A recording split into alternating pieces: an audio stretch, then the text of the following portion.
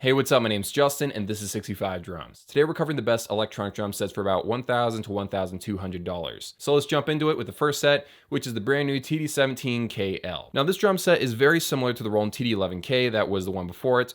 It's got the same tom pads, the same drum rack, the same cymbals, and even the snare is the same. But this kit does have a much improved drum module, a slightly better kick drum pad, and a much improved hi-hat controller. The TD17 drum module is great. I like it a lot, and Roland has finally decided to make a drum module with sound layering and sample import at this price range. Now the sounds aren't taken from the Roland TD50, but it's using the TD50 prismatic sound engine.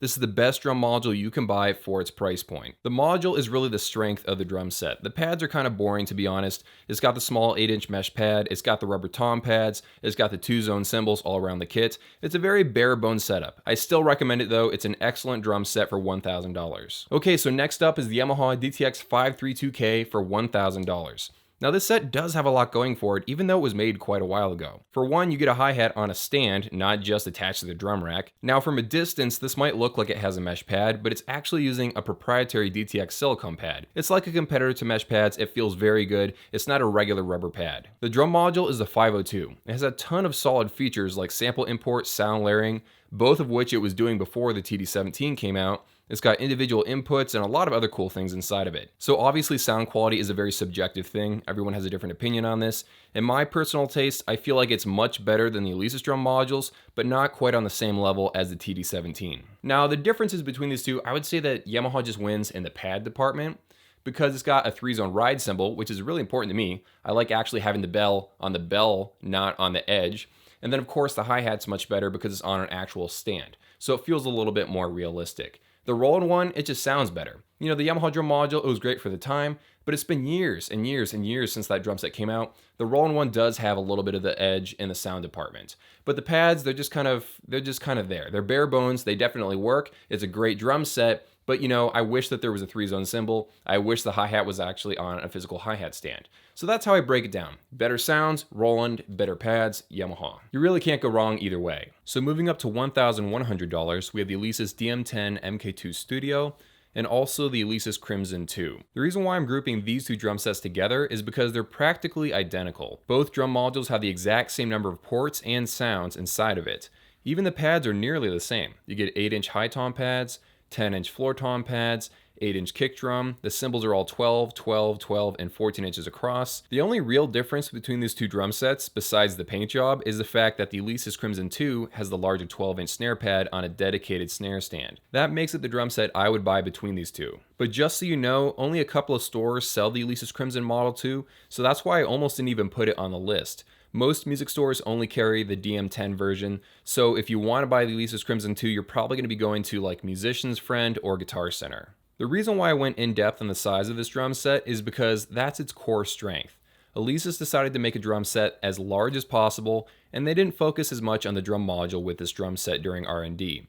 It doesn't sound quite as good as Yamaha and Roland drum modules, and every drum set on this list has its pros and cons. You could always upgrade the drum module later on, or use the VST instead. The main aspect that everyone likes about this drum set is the fact that it's low cost and it has very large pads. Next up is the Roland TD17KV. What I like most about this drum set is that it's the most balanced kit on the list. You get decent drum sizes, a decent sounding drum module, and most of the time you won't get both of those things in the same drum set around this price range. You'll get one or the other.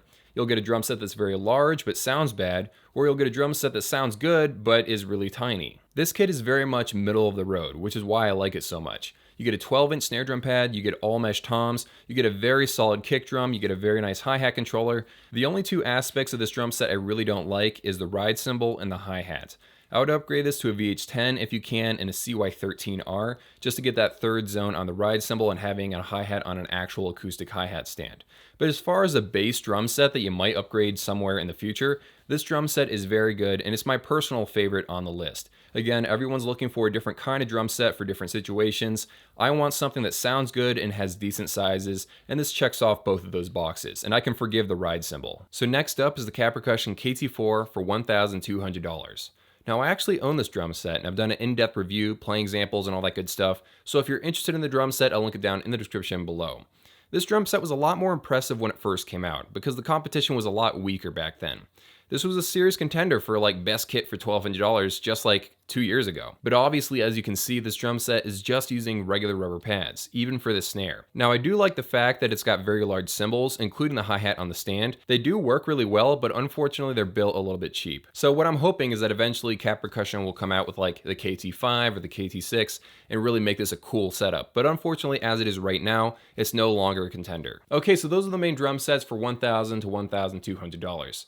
Now, I do realize I get like comments and emails saying, hey Justin, why didn't you include this company or this company or this company?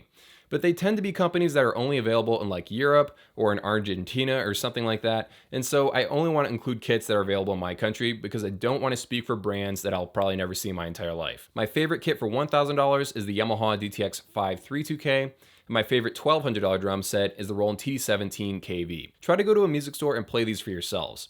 Also, the reason why I haven't made like the best kit for $800 or $700 is because you're going to see a significant jump between $500 drum sets and $1,000 drum sets.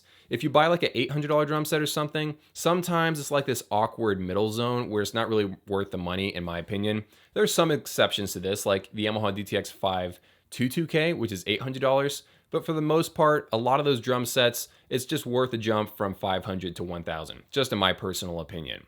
Okay, so hope you guys enjoyed the video. Vote on this poll right here. Which do you think is the best kit for this price range? Have an amazing day, and I'll see you in a few.